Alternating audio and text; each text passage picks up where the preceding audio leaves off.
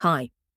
In this brief video, I'm going to compare narrated animation versus slides and show you why the difference matters more than it looks. Leveraging cognitive science for better learning experiences.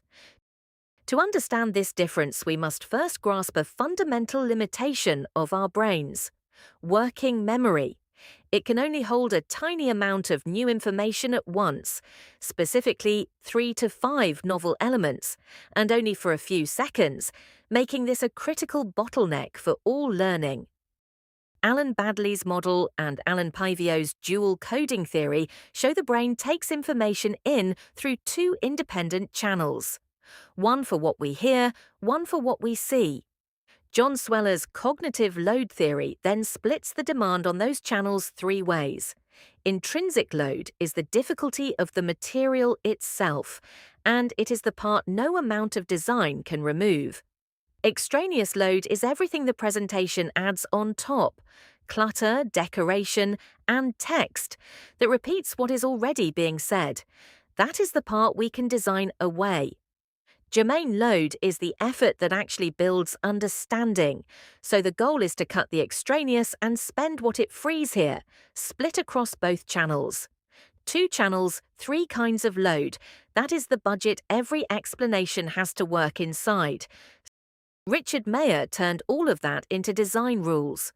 Modality first, people learn better from a graphic with spoken narration than from the same graphic with printed text. Redundancy follows from it.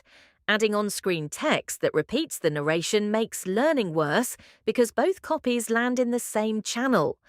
Temporal contiguity is about timing.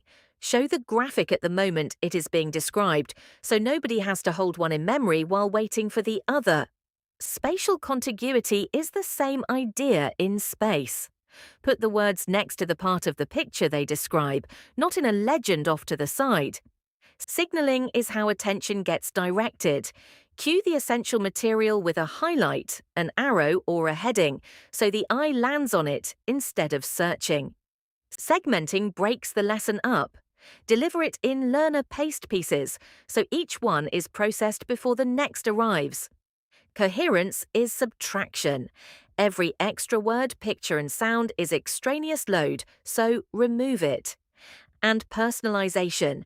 A conversational voice outperforms a formal one because the learner treats it as someone explaining rather than a document being read. 8 rules, one idea underneath them.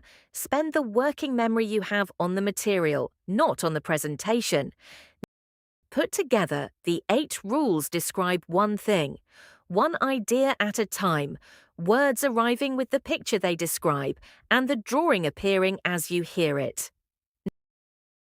So here are the same 3 points, delivered 2 ways. Watch when each piece shows up. On the left, the whole thing lands at once, before a single word of it has been spoken. Your eyes finish it in about 2 seconds, and then the voice spends the next 30 catching up.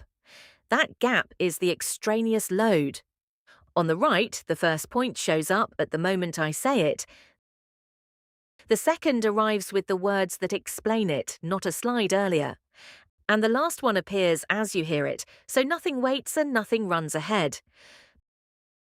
By splitting cognitive load and removing distractions, narrated animations free up working memory, leading to deeper comprehension and lasting learning. Designed for how the brain truly learns.